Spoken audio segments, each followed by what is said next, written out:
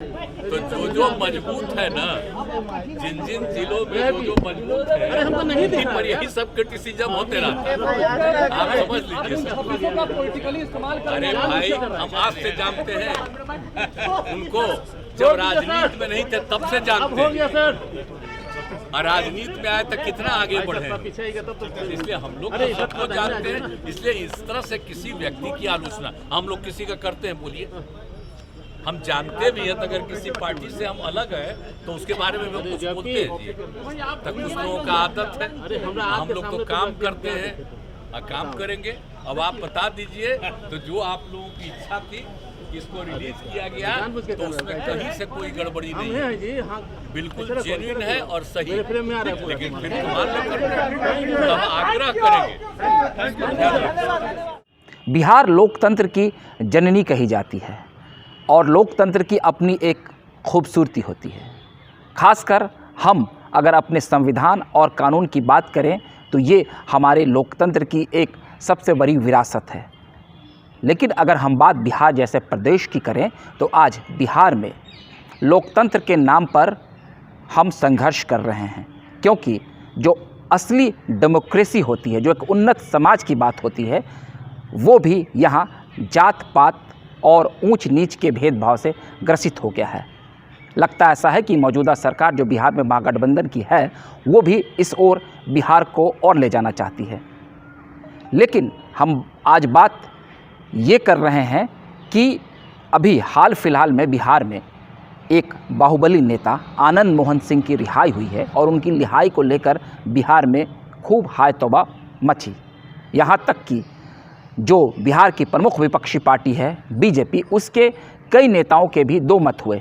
एक मत ये था कि उनकी रिहाई सही हुई, तो एक दूसरा मत ये भी था कि रिहाई गलत हुई है।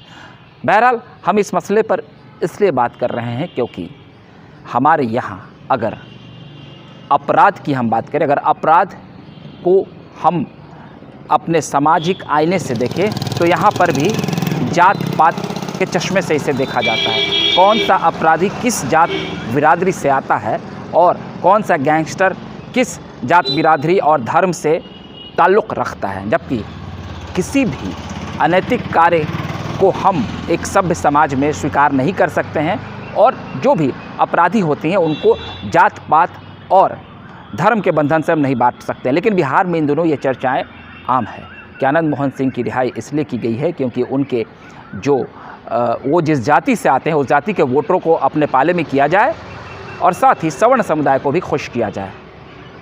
बहरहाल हम ये तो नहीं कह रहे हैं कि आनंद मोहन सिंह सच में दोषी थे, क्योंकि जो तथाकथित हत्या का आरोप उन पर लगा है, उन्होंने खुद किसी की हत्या नहीं की थी, एक भीड़ को भड़काने का उन पर आरोप लगा था। इसलिए कई राजनेता ये भी कहते हैं कि आनंद मोहन सिंह के साथ काफ़ी गलत हुआ। लंबे समय तक वो सलाखों के पीछे रहे, उन्हें राजनीतिक द्वेष के कारण इस मामले में फंसाया गया।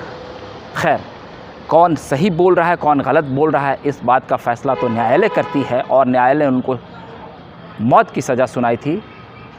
निचली अदालत के इस फैसले को हाई कोर्ट में चुनौती दी गई और वहाँ से उन्हें आजीवन कारावास दिया गया। लेकिन इस आजीवन कारावास के बाद बिहार में जो नई जेल मैनुअल को लेकर कानून बनी थी, उस कानून के तहत आनंद मोहन सिंह को 20 वर्षों के बाद छोड़ा जाना था, लेकिन उन्हें 16 वर्ष की सज़ा काटने के बाद सरकार ने इस जेल मैनुअल कानून में संशोधन कर छोड़ दिया है। चलिए हम उनकी रिहाई को लेकर एक सटीक विश्लेषण की तरफ बढ़ते हैं कि दरअसल बिहार सरकार ने ऐसा क्यों किया।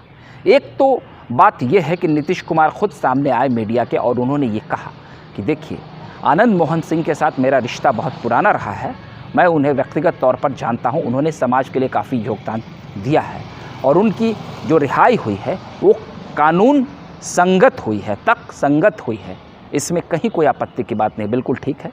और बिहार सरकार के जो आला अधिकारी हैं वो भी मीडिया के सामने आए थे और उन्होंने भी ये बात वर्णित किया था कि हम लोगों ने कानून के दायरे में रहकर उनकी रिहाई की है।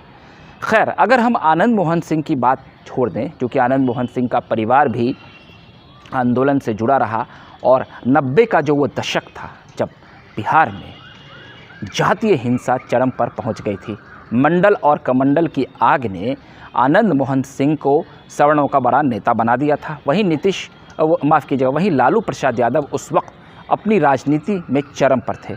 1994 का वो दौर था जब आनंद मोहन सिंह पर जी कृष्णैया, जो गोपालगंज के उस वक्त तत्कालीन डीएम थे, उनकी हत्या का आरोप लग गया था। क्योंकि आनंद मोहन ने जो पार्टी बनाई थी, द पीपल पार्टी, उनकी अपनी जो पार्टी थी, उस पार्टी के उनके एक बहुत ही करीबी नेता थे, उनकी हत्या कर दी गई थी। और उनकी हत्या के बाद अगले दिन जो प्रोटेस्ट चल रहा था, उस प्रोटेस्ट में आनंद मोहन सिंह उस भीड़ की अगुवाई कर रहे थे। और उस वक्त जब जी कृष्णैया की गाड़ी जा रही थी तो उन्होंने भीड़ को समझाने की कोशिश की थी और उस भीड़ ने उनकी हत्या कर दी थी। उसके बाद आनंद मोहन सिंह पर इसका ठीकरा फूटा और वो सलाखों के पीछे चले गए और 2007 में उनको यह सज़ा सुनाई गई और उनको फांसी की सज़ा सुनाई गई। बाद में पटना हाई कोर्ट में इस फैसले को चुनौती दी गई और उनको फिर आजीवन कारावास दिया गया। तब से वो जेल के अंदर थे।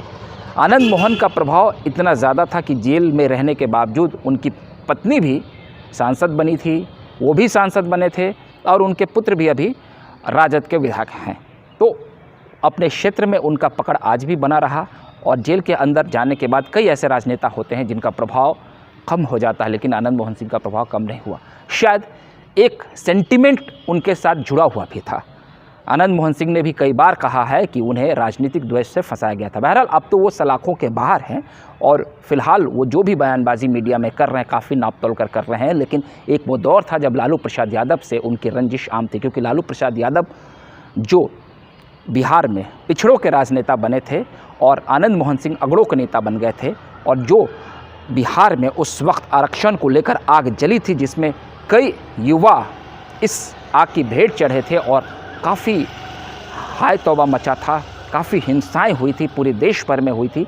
और बिहार में जिस तरीके से लालू प्रसाद यादव सत्ता में आने के बाद जातीय गोलबंदी को लेकर जाने गए और उन्होंने अगड़ी और पिछड़ी की लड़ाई छेड़ी, तो उस दौर में आनंद मोहन सिंह उनके नज़रों में खटकते थे। लेकिन वक्त बदला, समय का चक्र बदला है और आज उसी राजद की पैरवी पर कहा जा रहा है कि आनंद मोहन सिंह सलाखों के बाहर आए हैं। तो अब इस पूरे मामले को समझ लीजिए कि यहीं पर टर्निंग पॉइंट क्या है। बिहार में इन दिनों जातीय जनगणना हो रही है और जातीय जनगणना को लेकर सवर्ण समुदाय में काफ़ी आक्रोश है। ऐसा माना जाता है कि बिहार में अभी 20% के आसपास सवर्ण वोटर हैं और 80% अन्य हैं। तो ये जो 20% के वोटर्स की जो नाराज़गी है जातीय जनगणना को लेकर के, उसका ठीकरा कहीं ना कहीं महागठबंधन पर फूटे। क्योंकि हाल के दिनों में जो बिहार में कुछ सीटों पर उपचुनाव हुए हैं, उन 5 सीटों में से 3 सीटें पर एनडीए ने जीत हासिल की है और जिन 2 सीटों पर महागठबंधन ने जीत हासिल की, उसमें भी उन सीटों पर जीत का डिफरेंस कम रहा है। वो सीटें महागठबंधन को निराश करती हैं और वहाँ पर बीजेपी का प्रदर्शन वैसे भी अच्छा रहा है। हाल फिलहाल में जो एमएलसी का चुनाव बिहार में हुआ है, उसमें भी महागठबंधन को झटका लगा है। तो जिस तरीके से जो सर्वे आ रही हैं और महागठबंधन को ऐसा लग रहा है कि सवर्ण समुदाय उनसे बिदक रहा है। पूर्व में जब 10% आरक्षण की बात की गई थी तो उस वक्त भी राजद ने इसका विरोध किया था और सदन में राजद के राज्यसभा सांसद मनोज झा ने इस बिल का पुरजोर तरीके से विरोध किया था। बिहार के डिप्टी सीएम तेजस्वी यादव ने भी इसका विरोध किया था और राजद के कई नेता आए दिन इस तरह की बयानबाजी करते हैं जिससे सवर्ण समुदाय आहत होता है। तो कुल मिलाकर अगर देखा जाए तो इस सवर्ण समुदाय की नाराज़गी को कम करने के लिए राजद ने नीतीश कुमार पर यह दबाव बनाया कि वो आनंद मोहन सिंह की रिहाई करवाएं, क्योंकि लंबे समय से उनकी रिहाई की मांग भी की जा रही थी कि आनंद मोहन सिंह निर्दोष हैं। कई लोग ऐसा भी कहते थे और आनंद मोहन सिंह का अपने इलाके में, उनके अपने समस्तीपुर और उधर का जो पूरा इलाका है, उस इलाके में वो काफ़ी प्रचलित हैं और गंगा उस पार जो उनकी तूती बोलती थी। और एक समय भले ही उनके हिंसा की खबरें आती थी, लेकिन आनंद मोहन सिंह ये कहते थे कि हम अपने समाज के हक़ के लिए लड़ रहे हैं। तो उनकी रिहाई के पीछे एक मसला ये नज़र आ रहा है कि जो जातीय जनगणना का उबाल है, तो इस जातीय जनगणना को लेकर सवर्ण समुदाय की नाराज़गी को कम करने की यह कोशिश है। अगर हम खास तौर से आनंद मोहन सिंह राजपूत समुदाय से आते हैं, राजपूत समुदाय की अगर बात करें तो बिहार में 30 से 35 विधानसभा है जहां पर सीधे तौर पर राजपूत वोटर्स उस विधानसभा को प्रभावित करते हैं या आप कह सकते हैं निर्णायक भूमिका में होते हैं।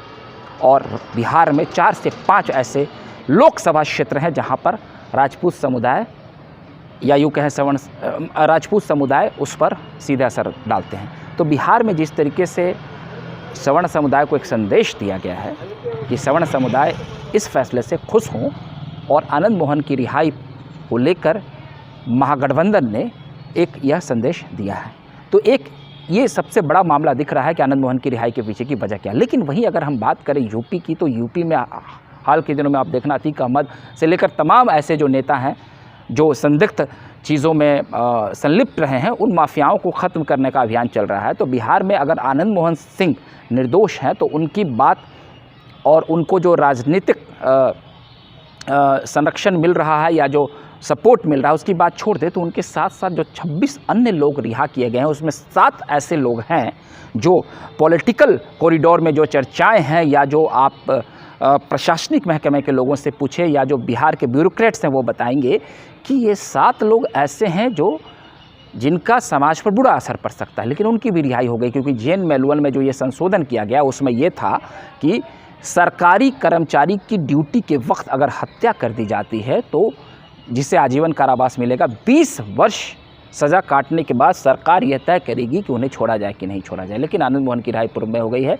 और अब जो पूर्व डीएम की हत्या के आरोप में आनंद मोहन सिंह सलाखों को पीछे गए थे, उनके परिवार ने भी सुप्रीम कोर्ट में एक याचिका दायर की है। लेकिन इस बीच जो बिहार की मुख्य विपक्षी पार्टी है बीजेपी, उसने आखिर क्यों ऐसा किया? क्योंकि बिहार की जो प्रमुख विपक्षी पार्टी बीजेपी है उसके पास भी कई ऐसे राजपूत समुदाय के बड़े नेता हैं जिनको भी अपने क्षेत्र में नुकसान पहुंच सकता है अगर वो आनंद मोहन सिंह की बुराई करे तो। राधा मोहन सिंह है, राजीव प्रताप रूड़ी हैं और भी कई ऐसे बिहार के नामचीन राजपूत समुदाय के नेता हैं।